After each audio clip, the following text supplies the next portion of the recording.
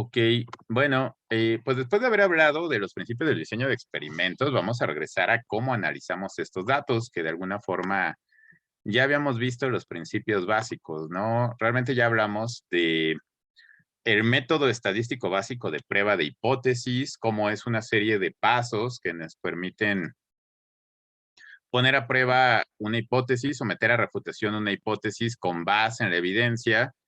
Y pues el procedimiento que hemos estado trabajando pues se va a mantener, ¿no? De seguir planteando nuestra hipótesis a manera de ecuación, definir cuál es la nula y la alternativa, calcular un estadístico de prueba. A partir de eso, comparar con un valor crítico de tablas o con un valor de P si hacemos el cálculo a computadora. Eso se mantiene, pero lo que se va modificando son los cálculos dependiendo del tipo de datos y sobre todo del número de muestras. Cuando trabajamos con pruebas de hipótesis comparando dos grupos, básicamente lo que utilizamos fue la prueba TD-Student con sus variantes, con sus modalidades. En algunos casos, pues las versiones no paramétricas, o las alternativas no paramétricas, pero digamos que esa es la prueba principal para dos muestras. Para varias muestras ya no nos funciona y ahorita va a quedar más claro por qué. Entonces, ahí el procedimiento que tenemos que aplicar es algo llamado análisis de varianza. El análisis de varianza, muchas veces nos referimos a él de manera más sintética y más familiar como ANOVA, y eso lo van a escuchar muy seguido, ¿no? Que les digan, para analizar esos datos, aplica una ANOVA o haz una prueba de ANOVA. Es análisis de varianza por las siglas en inglés, ¿no? Dirían, ¿de dónde salió la O? Bueno, pues es por análisis of variance, ¿no? Pero bueno, se queda, ¿no? Es la forma en la que usualmente le decimos. Y la lógica de inicio es la misma que con la prueba TD-Student. Los cálculos son más elaborados, pero es la misma lógica. Recuerden que la lógica de la prueba TD-Student era calcular un estadístico T, que ese estadístico básicamente estamos comparando, pues es como un cociente, una división, en donde vamos a ver la proporción entre las diferencias entre las muestras, diferencias entre grupos reflejadas por las diferencias entre sus promedios.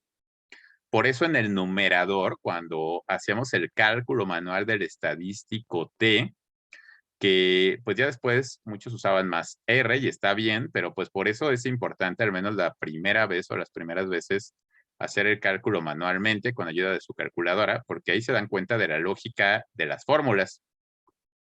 En el numerador estamos comparando las medias entre muestras, las medias entre grupos, o sea, gráficamente la flecha de arriba, qué tan diferentes son las medias de cada grupo. Si las medias son muy diferentes, pues ahí rechazamos la hipótesis nula de igualdad y concluimos que sí son dos grupos significativamente diferentes.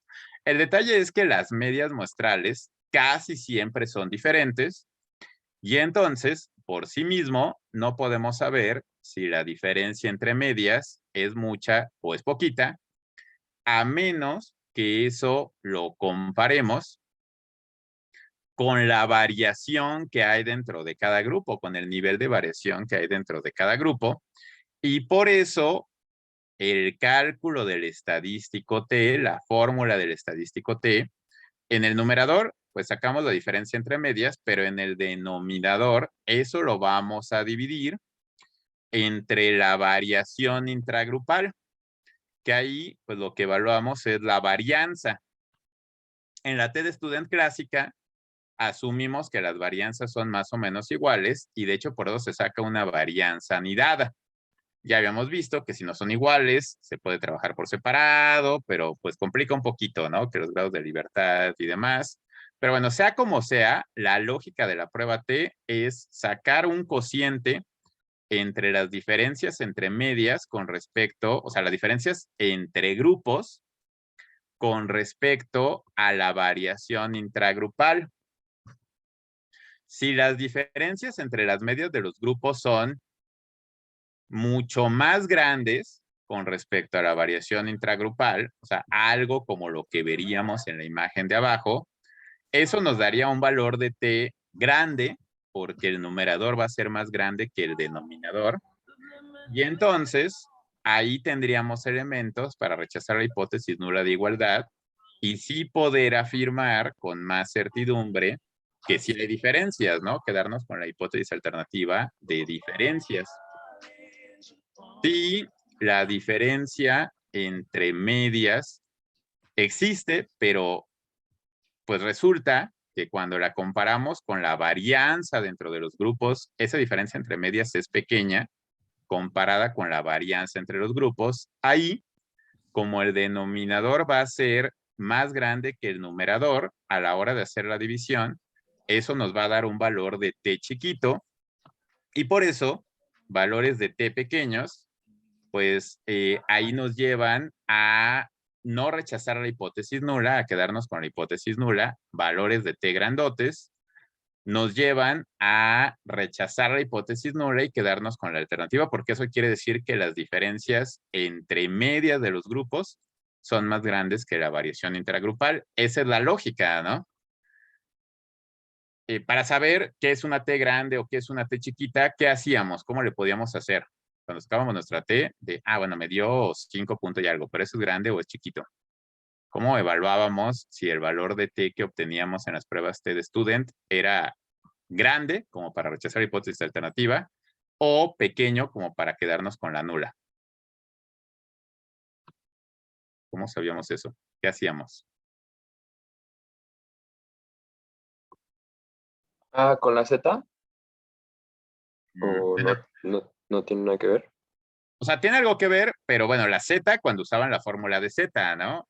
Con la T, pues usamos una T, pero ¿con qué T comparamos? ¿Con la T crítica?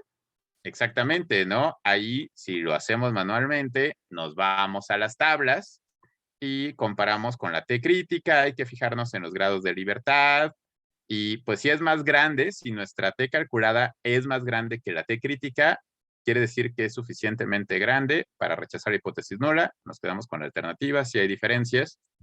Si nuestra T es más pequeña que la T crítica, pues entonces quiere decir que las diferencias son pequeñas y que entonces no podemos rechazar la hipótesis nula, nos quedamos con que es lo mismo. Que ahí entra la cuestión del signo de la T, ¿no? Que si es de cola izquierda, cola derecha, pero en general comparamos la T con la T crítica. Si lo hacemos a computadora, pues más fácil con el valor P, ¿no? Pero bueno, manualmente comparamos con las tablas. Todo esto es un recordatorio, pero se los recuerdo, bueno, porque espero que sí se acuerden, o por lo menos escuchando lo que se acuerden, pero también porque en el ANOVA los cálculos son diferentes, son más elaborados, pero la lógica es la misma. El ANOVA es la extensión lógica a 3 o más muestras. Aquí las cosas no son tan sencillas. Con 2 muestras, pues todo es muy sencillo porque nada más comparamos una con otra. ¿Son iguales o son diferentes? Y entonces, pues nada más, por ejemplo, diferencia entre medias, pues restamos una de otra, ¿no? O sea, con 2 muestras, todo es muy simple. Cuando lo extendemos a 3 o más muestras, ya tan solo con 3 se complica y entre más muestras más se va a complicar. Para empezar, porque aquí, pues sigue habiendo una hipótesis nula y sigue siendo importante porque va a ser la que pongamos a prueba directamente con los cálculos. La hipótesis nula, como siempre con las hipótesis nulas, va a ser la hipótesis que involucre la igualdad. Entonces, pensando en el caso de 3 muestras, de 3 grupos, la comparación de 3 grupos, ¿no? Nuestra hipótesis nula, supongamos que tenemos 3 grupos, los grupos A, B y C. Para aterrizarlo, pues vamos a asociarlo con el experimento que hicieron con las lentejas. Ahí en realidad tienen 4 grupos, porque son 4 tratamientos, pero bueno, pensemos que ahí solamente usaron los factores por separado. Entonces, pensemos que el grupo A es el grupo al que le aplicaron solo agüita, el control negativo.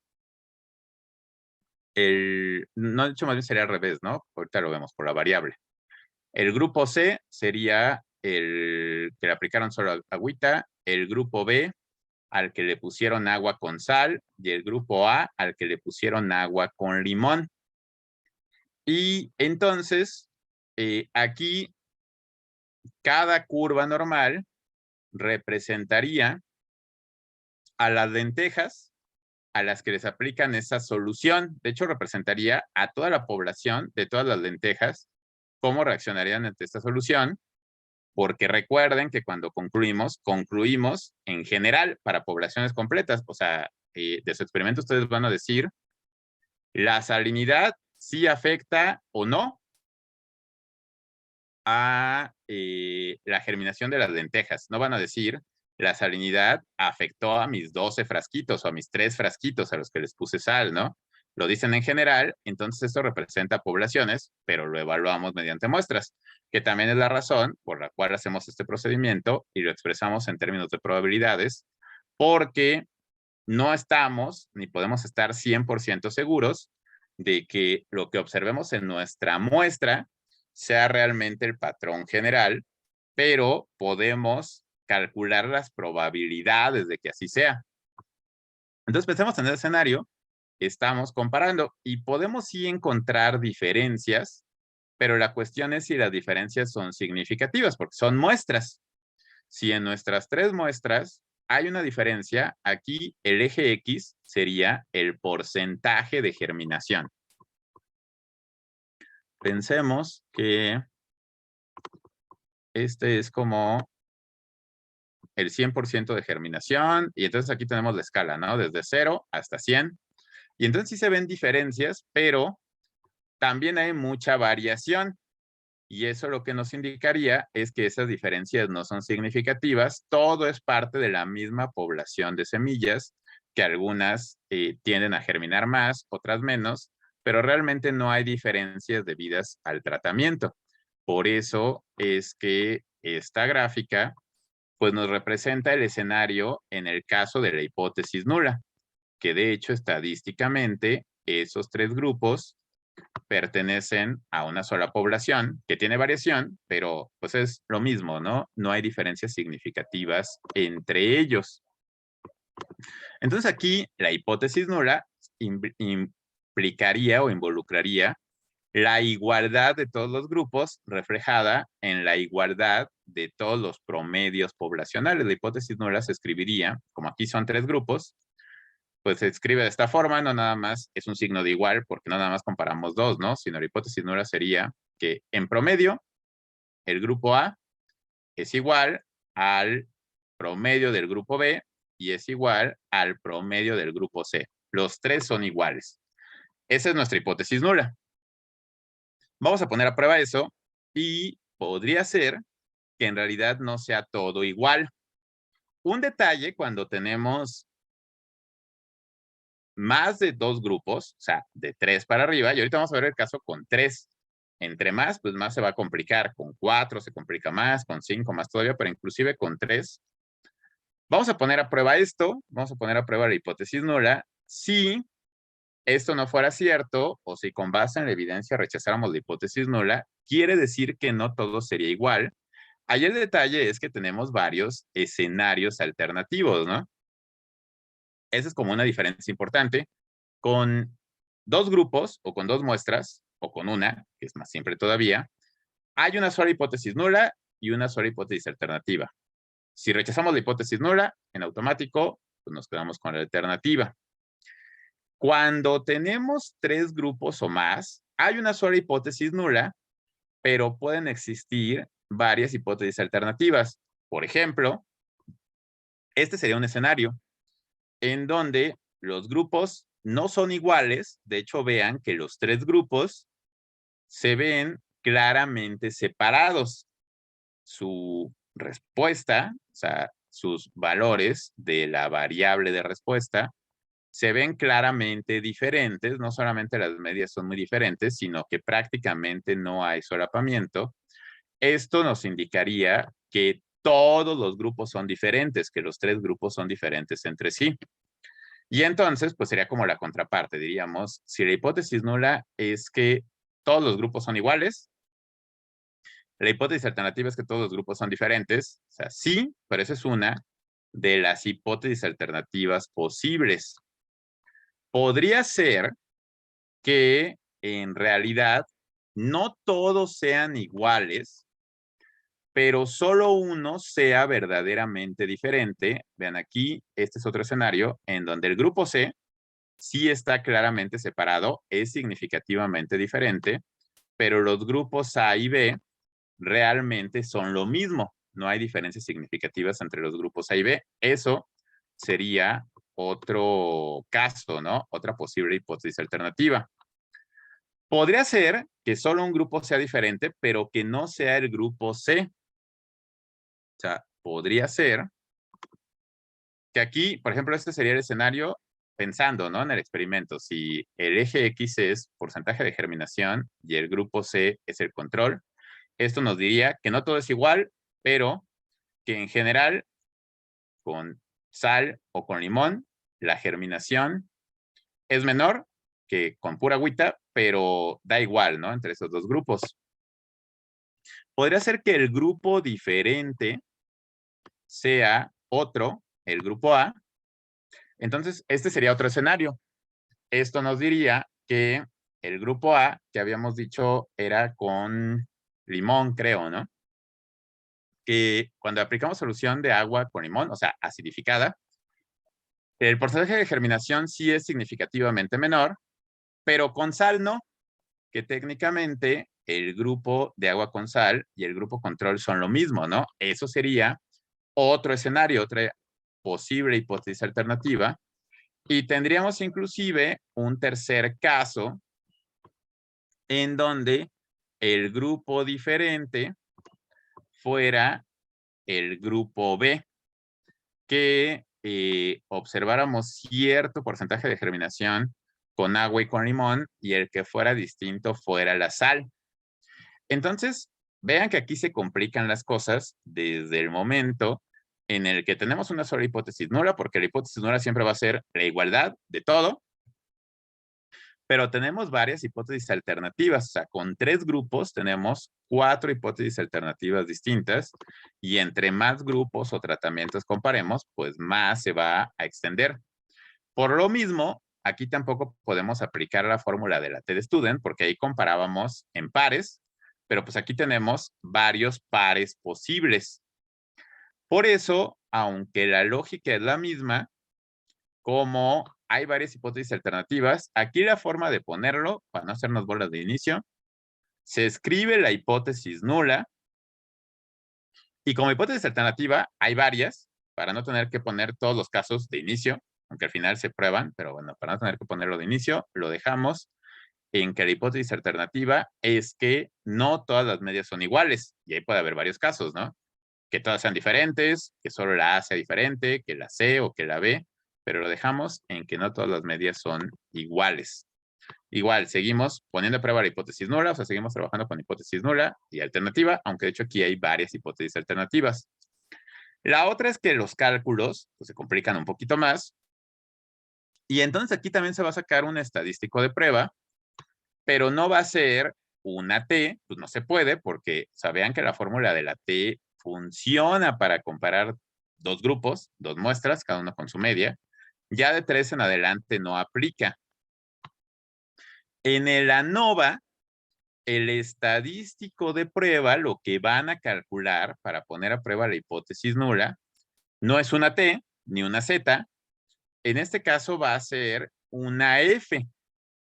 Y recuerden que el estadístico F tiene que ver con pruebas de varianzas. Habíamos visto una versión muy sencilla de la prueba de F para evaluar la homocedasticidad con 2 muestras, ¿no? ¿Se acuerdan de esa prueba F que dividíamos una varianza entre la otra? Bueno, en el ANOVA vamos a utilizar una versión modificada, pero más compleja, porque aquí vamos a, la idea es comparar varianzas, por eso se llama análisis de varianza, porque vamos a comparar variación o varianza, pero vamos a comparar la varianza entre las muestras con respecto a la varianza dentro de las muestras. O sea, vamos a comparar qué tanta variación hay entre grupos con respecto a qué tanta variación hay dentro de cada grupo. En cierto modo, era lo que hacíamos con la prueba T. O sea, arriba, diferencias entre grupos, abajo, variación dentro de cada grupo. Es un poco lo que vamos a hacer aquí. O sea, vean que la F, lo de arriba, el numerador, sigue teniendo que ver con diferencias entre grupos. Lo de abajo con la variación dentro de cada grupo. Entonces, el numerador sigue teniendo que ver con sacar diferencias entre medias y el denominador sigue teniendo que ver con considerar la varianza dentro de cada muestra, solo que aquí el cálculo es más complejo porque vean que aquí la diferencia entre medias, pues para empezar son varias. Aquí tenemos que comparar diferencia entre medias del grupo A con el grupo B, pero también de A con C, también de B con C. Y lo mismo con las varianzas, ¿no? Intragrupales, pues vamos a tener varias, una para cada grupo. Entonces, al final, lo que vamos a hacer, a lo que queremos llegar, es a calcular un valor de F. Ese es nuestro estadístico de prueba, e igual que con la T, con base en eso, vamos a tomar una decisión sobre la hipótesis nula. Si el valor de F es chiquito, entonces no podríamos rechazar la hipótesis nula, tendríamos que quedarnos con ella. ¿Por qué? Porque un valor de F chiquito quiere decir que la variación dentro de las muestras es más grande que la variación entre las muestras. En cambio, si obtenemos un valor de F grandote, eso significa que el numerador, o sea, la variación entre muestras, las diferencias entre grupos, son más grandes que la variación dentro de las muestras, ¿no? Y entonces ahí sí tenemos elementos para rechazar la hipótesis nula y quedarnos con la alternativa o con alguna de las alternativas. La lógica es la misma. Queremos calcular un estadístico de prueba, pero aquí no va a ser una T, va a ser una F. Y esto lo tenemos que hacer en varios pasos, porque como pueden ver, cada una de estas cosas involucra varios cálculos, un poco más complejos que en la T. O sea, para sacar el valor de T, del numerador era bien sencillito, pues sacábamos la media de los dos grupos y lo restábamos, ¿no? En este caso, pues tenemos varias comparaciones. Y entonces, esta F, pues va a ser un radio, una proporción entre varianzas, por eso el nombrecito de análisis de varianza. Esta es la misma lógica, esto es lo que les decía. Cuando hacemos el cálculo, entre más grande sea el valor de la F, más pequeño va a ser el valor de P, lo que significa que nos da elementos para rechazar la hipótesis nula. Si la F es pequeña, la P va a ser grande y eso quiere decir que no podemos rechazar la hipótesis nula, ¿no? Queremos llegar a esa F. ¿Cómo la calculamos? Esto es un poquito más complejo, entonces la recomendación es ir haciéndolo por pasos. La varianza entre las muestras es equivalente a calcular lo que se le llama cuadrado medio entre grupos y la varianza dentro de las muestras es equivalente a calcular cuadrado medio dentro de grupos. Lo pongo abreviado porque así es como generalmente lo van a ver en los libros e inclusive en los programas, ¿no? Les va a decir el cuadrado medio entre grupos es tanto, el cuadrado medio dentro de grupos es tanto porque es parte del cálculo. ¿Cómo lo calculamos? Bueno, para saber cómo lo calculamos, ayuda a entender por qué se les llama cuadrado medio. De hecho, cuadrado medio es el término que se les da en casi todos los libros de estadística en español, pero es una traducción no tan buena. Se le llama cuadrado medio. Lo voy a escribir en el chat, ¿no?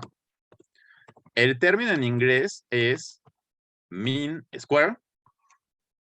Entonces, pues una traducción tal cual, lo ponen en un traductor y sí les dice cuadrado medio, pero también otra forma de traducirlo es como media elevada al cuadrado.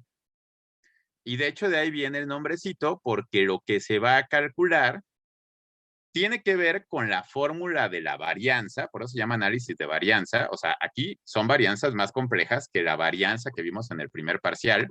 La varianza del primer parcial era para sacar la varianza de una muestra, pero la idea es la misma.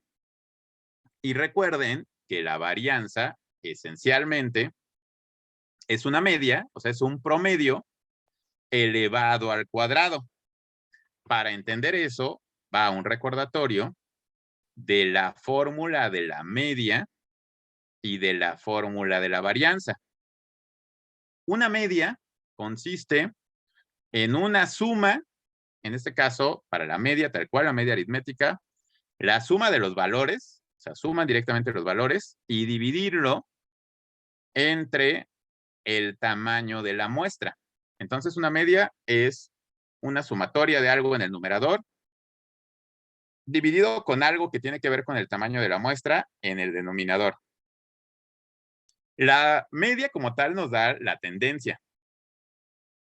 La varianza es una medida de variación, pero a final de cuentas, matemáticamente, vean que la fórmula tiene muchas cosas emparentadas con el promedio. O sea, el promedio es una suma dividido en algo que tiene que ver con el tamaño de muestra. Vean que la varianza también es una división, también involucra una sumatoria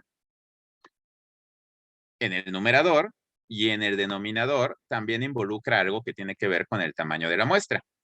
Obviamente hay una diferencia porque ahí lo que queremos ver es la dispersión con respecto a la media. Entonces, una varianza es como una media, pero de cosas elevadas al cuadrado, porque aquí lo que se suma en el numerador no son directamente los valores, sino que se suma la diferencia de cada valor con respecto a la media, pero es una suma de cuadrados porque cuando sacamos esa diferencia, cada diferencia se eleva al cuadrado.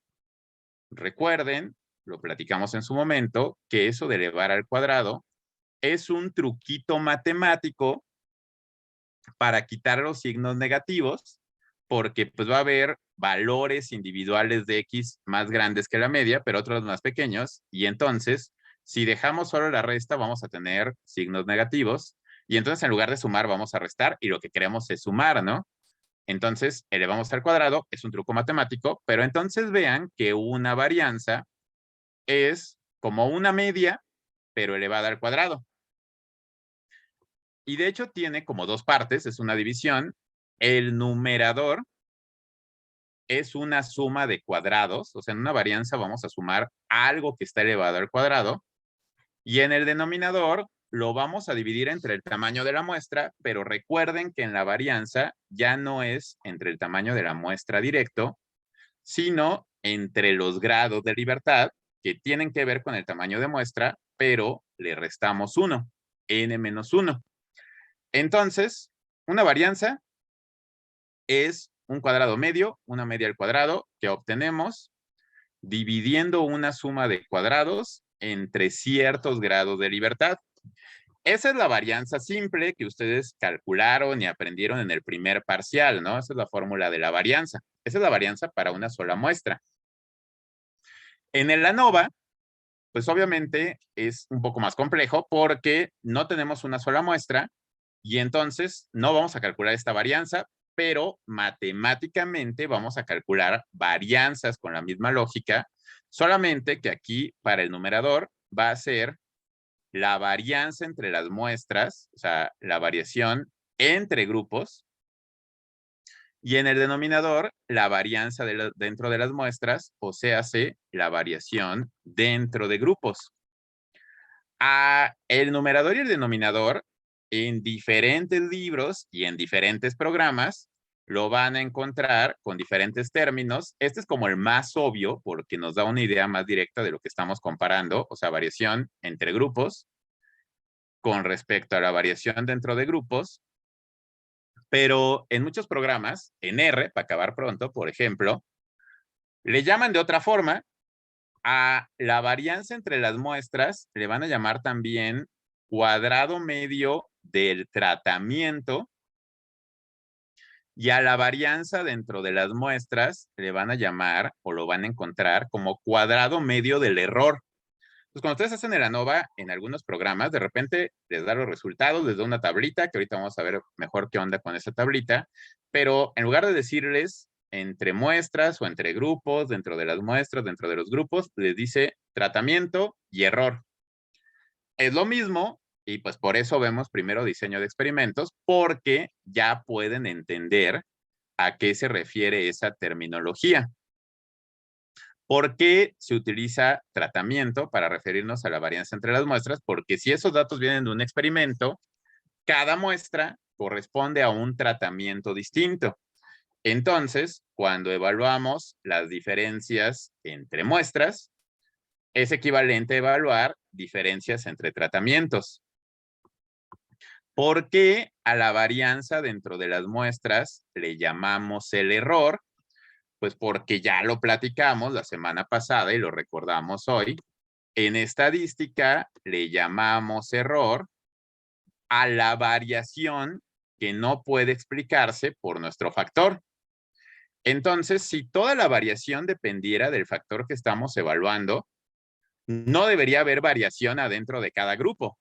O sea, si la germinación dependiera solamente de la salinidad y del pH, en sus 3 frasquitos deberían tener exactamente el mismo porcentaje de germinación. Si la estatura que uno alcanza dependiera solo de cuánto Chocomilk tomas, pues todas las personas que toman Chocomilk deberían tener una misma estatura y todas las que no deberían tener otra estatura distinta, pero eso no pasa.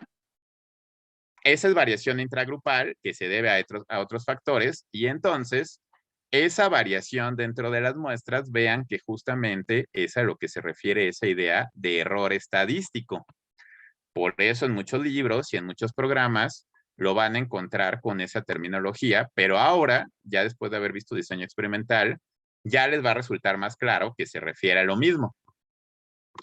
El tratamiento se refiere a la variación entre grupos y el error se refiere a la variación dentro de los grupos, ¿no? Le llamen como le llamen, el cálculo de cada uno de ellos involucra una división entre una suma de cuadrados de algo y grado de libertad de algo. Por eso decimos que son varianzas, pero son modificaciones de la varianza original. Insisto, este es para sacar la varianza de una muestra. Aquí queremos sacar arriba la varianza entre varias muestras y abajo la varianza dentro de varias muestras, pero va a ser la misma lógica, siempre una división, en donde en el numerador va a haber una suma de cuadrados de algo y en el denominador grados de libertad. Exactamente cuáles serían las fórmulas. Bueno, para la parte de arriba, para el cuadrado medio del tratamiento, y por eso les digo, es mejor hacerlo en varios pasos, porque con la T de un solo jalón en la calculadora, pues de un solo jalón pueden sacar la T. Aquí, como son varios cálculos, hay que ir paso por paso. Primero, la recomendación es calcular esto, la varianza entre las muestras, o sea, el cuadrado medio del tratamiento o entre grupos. Ya después, aparte, calculamos la varianza dentro de las muestras, el cuadrado medio del error, y ya cuando los tenemos, ya con calmita, dividimos uno entre el otro y ya tenemos la F, pero es muy complicado tratar de sacar todo en un solo paso, ¿no? Entonces, por eso la recomendación es sacar primero lo de arriba, cuadrado medio entre grupos o de tratamiento, y luego lo de abajo, cuadrado medio dentro de grupos o del error, porque son fórmulas distintas. La fórmula para lo de arriba, para calcular la varianza entre muestras, o cuadrado medio entre grupos, o cuadrado medio del tratamiento, esta sería la fórmula. Vean que es la misma lógica, una división, como toda varianza, en donde lo de arriba es una suma de cuadrados y lo de abajo son grados de libertad, pero como aquí estamos comparando varias muestras, aquí lo de arriba es una suma de cuadrados, pero eso que vamos a sumar va a ser la diferencia entre, ¿qué es este símbolo? ¿Qué significa la X con barra?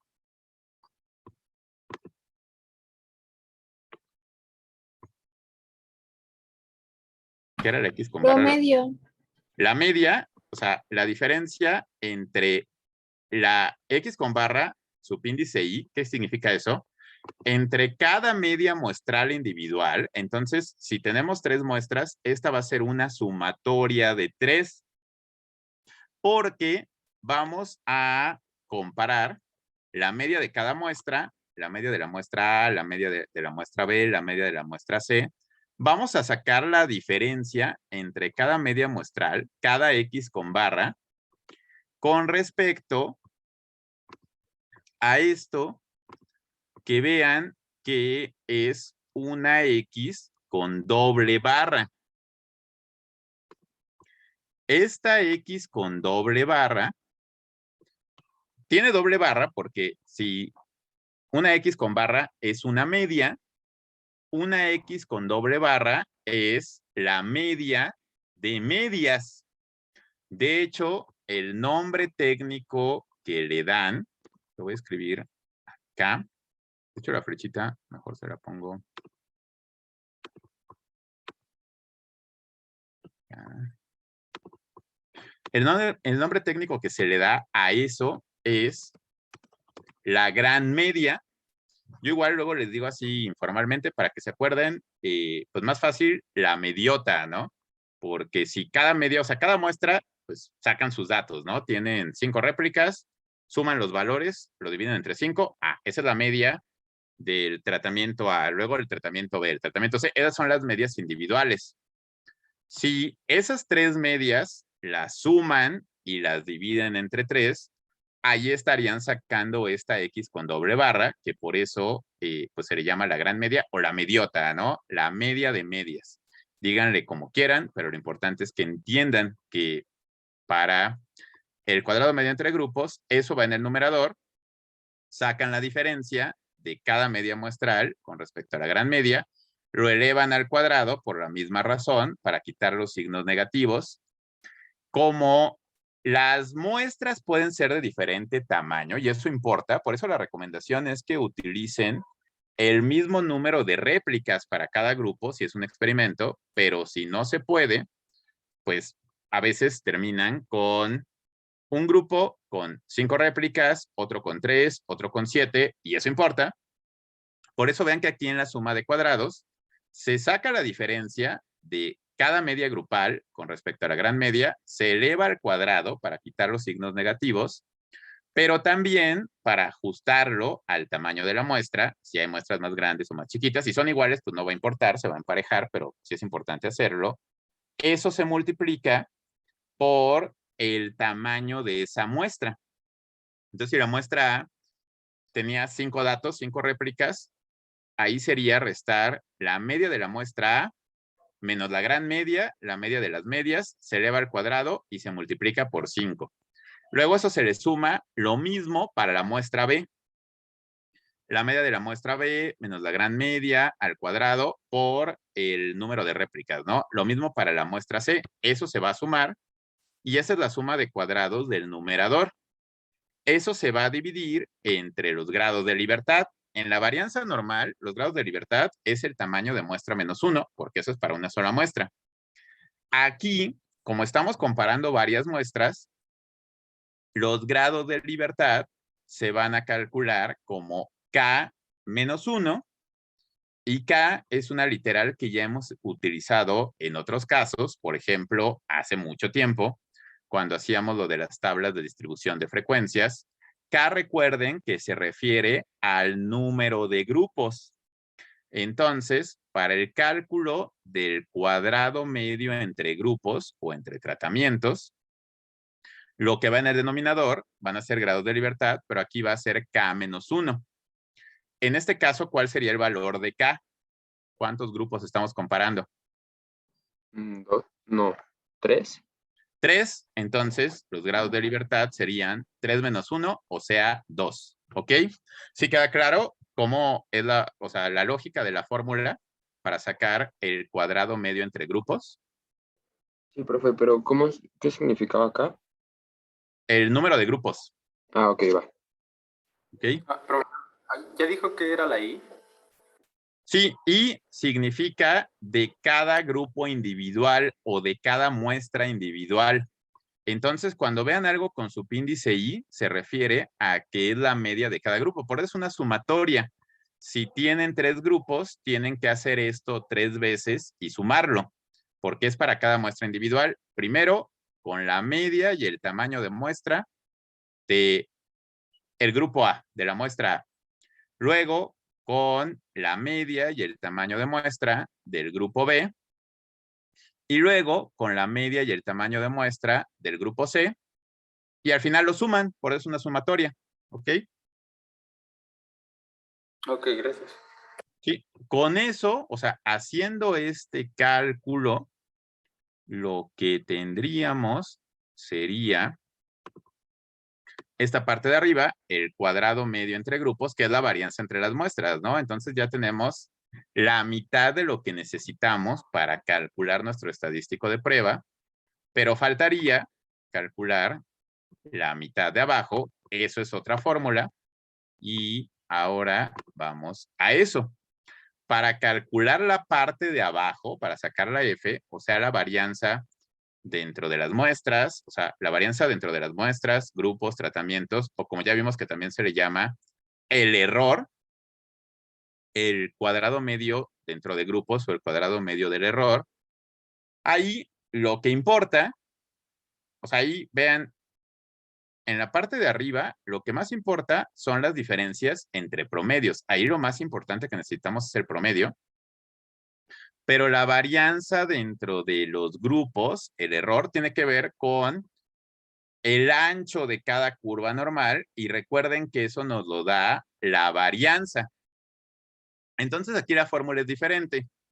Sigue siendo una suma de cuadrados el numerador, porque en el numerador tenemos una sumatoria de algo elevado al cuadrado, pero aquí ese algo elevado al cuadrado es la varianza. La varianza de cada muestra individual. Entonces aquí vean que las medias no se ocupan para nada. Lo que tenemos que hacer es sacar la varianza de cada muestra o de cada grupo. Aquí tenemos 3 grupos o 3 tratamientos, A, B y C. Para este cálculo ocupamos la varianza y, por ejemplo, grupo A. La varianza multiplicado por los grados de libertad de ese grupo. Aquí sí es n-1, pero con el n de ese grupo, ¿no?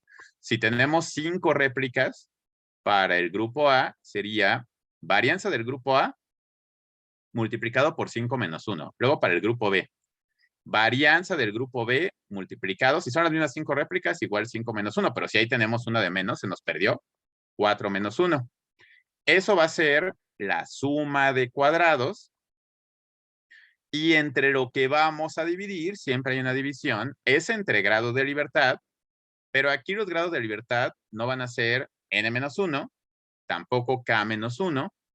Aquí los grados de libertad sigue siendo una resta, pero va a ser nt menos k. ¿Qué es nt? Es el tamaño de muestra total juntando todas las réplicas de todos los grupos. Por ejemplo, en el experimento que hicieron ustedes con las lentejas, ¿cuál sería el valor de NI? O sea, el valor de N para cada muestra individual. ¿Cuántas réplicas por muestra manejaron? 25. 25. No, 25 es el número de semillitas por frasco, pero recuerden que las réplicas se refiere a sus unidades experimentales. ¿Cuántas unidades experimentales? Exacto, serían 3, ¿no? Entonces, para cada tratamiento, aquí sus tratamientos serían sus grupos. Ustedes tienen 4, no 3, ¿no? Pero bueno, sería lo mismo. NI sería 3. Tienen 3 réplicas por tratamiento, o sea, el tamaño de muestra por tratamiento, NI es igual a 3. NT sería el total de unidades experimentales juntando todos los tratamientos. En su experimento de las lentejas, ¿cuál sería el valor de NT? 12. 12, exactamente, ¿no? A eso se refiere NT, es el total de frascos. Y aquí le restamos K, que sería el número de grupos. Con su experimento de las lentejas, aquí esto sería 12 menos 4, ¿no? Porque tienen 4 grupos. Así es como calcularíamos la parte de abajo, que es la varianza dentro de las muestras. Y ya una vez que sacamos las dos, pues ya simplemente dividimos esta, va en el numerador, entre esta que va en el denominador, y con eso ya calculamos el valor de F. Simplemente es más laborioso por la cuestión de que tenemos varias muestras, pero en realidad no es tan complicado, ¿no? Así que algo que nos ayuda es ir haciendo los cálculos poco a poco e ir escribiéndolos en una tabla que funciona como un resumen de resultados y se utiliza mucho, que se conoce como la tabla de ANOVA. Entonces, en la tabla de ANOVA, simplemente van haciéndolo paso a paso. Por eso, la tabla de ANOVA tiene 2 filas. La fuente de variación, o sea, la varianza entre grupos, esta parte va en la fila de arriba, todo lo que tiene que ver con el cálculo de esta parte va en la fila de arriba, y en la fila de abajo va la varianza dentro de las muestras o dentro de los grupos, ¿no? Que les digo que en algunos programas o libros aquí lo ponen como tratamiento y error, pero es lo mismo. Y las columnas es cada uno de los pasos. Entonces, en su tabla de ANOVA, pues es más sencillito, porque ahí lo que tendrían que hacer sería simplemente sacar, por ejemplo, entre grupos. Empezamos con entre grupos, ¿no? La suma de cuadrados es la parte de arriba. Entonces, hacen este cálculo para sus 3 muestras, sacan la media de cada muestra, sacan la media de medias, o sea, las 3 medias las suman y las dividen entre 3, los van restando, lo elevan al cuadrado, lo multiplican por el tamaño de muestra, hacen la sumatoria y eso que les dio, eso es la suma de cuadrados entre grupos, lo anotan acá. Luego los grados de libertad entre grupos, eso está fácil, K-1, pues ven cuántos grupos tienen y le restan 1, pero lo anotan acá. Y entonces ya saben que el cuadrado medio es el resultado de dividir esto entre esto. Entonces aquí en su tablita ya anotaron suma de cuadrados, grados de libertad, y entonces ya simplemente dividen esto entre esto, y eso les da el cuadrado medio, y ya no se hacen bolas, ¿no? No hay manera de que se hagan bolas. Con eso sacan los resultados del cuadrado medio entre grupos, la varianza entre grupos. Después, para la varianza dentro de los grupos, hacen lo mismo, lo pueden ir sacando en pasos. Primero calculan la parte de arriba, la suma de cuadrados, sacan la varianza para cada muestra, y entonces para cada muestra, para cada grupo, la varianza la multiplican. Acuérdense que si lo sacan con la calculadora científica, lo que les da es la desviación estándar, entonces ahí la tienen que elevar al cuadrado. O sea, lo pueden hacer con la calcu, pero bueno, lo elevan al cuadrado y lo multiplican por n-1, ¿no? Para ese grupo, lo hacen para los 3, suman los 3, y eso va aquí en suma de cuadrado dentro de los grupos. Luego sacan grados de libertad, eso también está más fácil, ya habíamos dicho nada más, es nt menos k, o sea, ven cuántos individuos tienen en total de su muestra, le restan el número de grupos. En el experimento, en el ejemplo de las lentejas serían 8, aquí le ponen 8, y mismo caso, ya sabemos que el cuadrado medio siempre es dividir esto entre esto, entonces si ya lo anotaron, pues dividen lo que les dio la suma de cuadrados entre los grados de libertad, lo dividen y eso les da el cuadrado medio. Y entonces ya tendrían en su tablita el cuadrado medio entre grupos, el cuadrado medio dentro de grupos, y entonces ya es muy fácil porque pues ya saben que teniendo eso, simplemente dividen el de arriba entre el de abajo, y eso les va a dar el valor de F. Pues hay una sola F en realidad, pues quedan 2 cuadritos, pero les va a dar un solo valor de F, Y con eso ya calcularon el estadístico de prueba. Y entonces, con base en eso, o sea, ya van a tener su F, y entonces con base en eso van a poder, pues, rechazar o no rechazar la hipótesis nula. Para saber si la rechazan, pues ya tendrían que comparar con un valor crítico de tablas. Pero ese es básicamente el procedimiento. La lógica es la misma. Es un poquito más laborioso, pero en realidad no es difícil. Sí queda claro cómo va siendo el procedimiento y cómo la tabla de ANOVA les ayuda para que vayan haciéndolo paso a paso. Y al final lo importante es terminar con un valor de F. ¿Ok? Entonces sí se entiende como la lógica del procedimiento.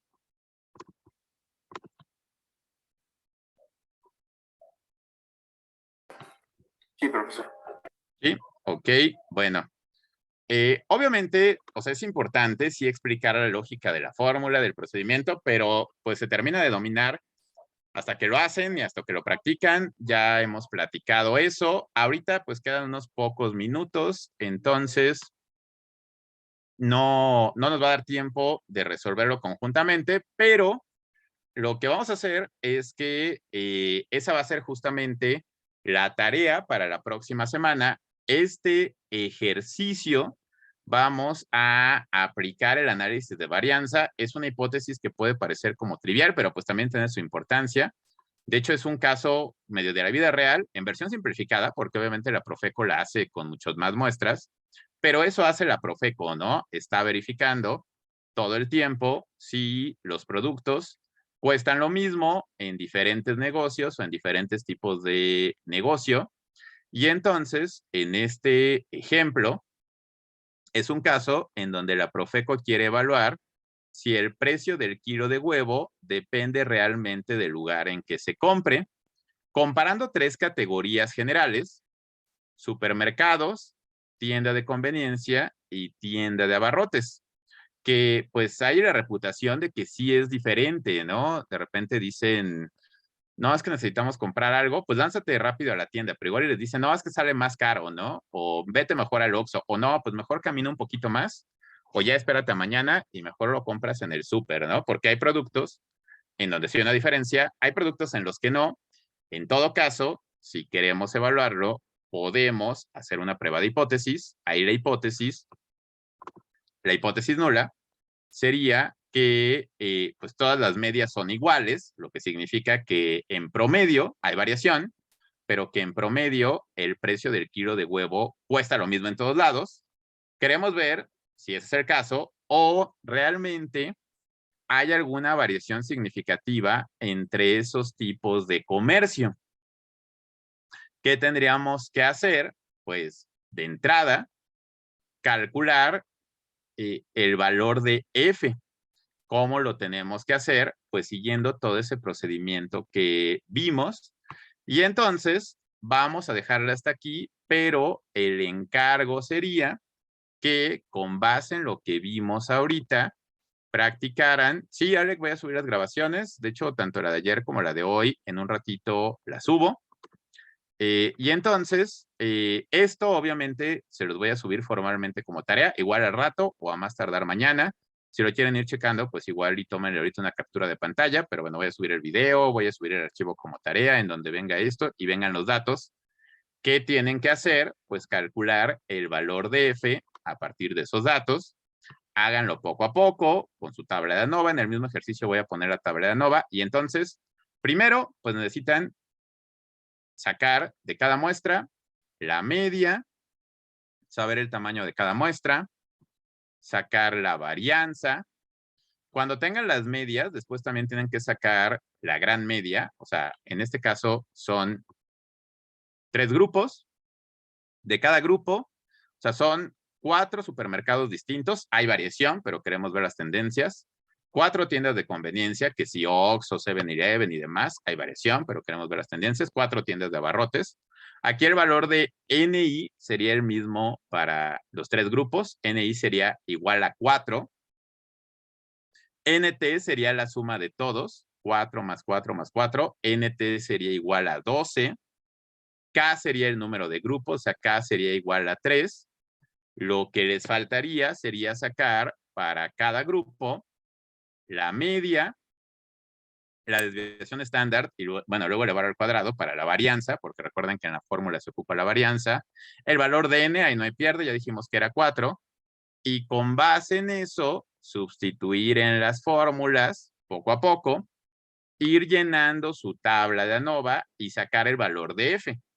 Todavía, obviamente, no les voy a pedir que pues, ya concluyan porque pues, nos falta ver cómo interpretamos el valor de f, cómo ocupamos las tablas. Es parte de lo que vamos a ver el lunes. De hecho, el lunes toca práctica, pero es práctica de esto y otra vez vamos a ir como combinando, intercalando teoría con práctica. Así que esta tarea es para el lunes antes de la hora de clase.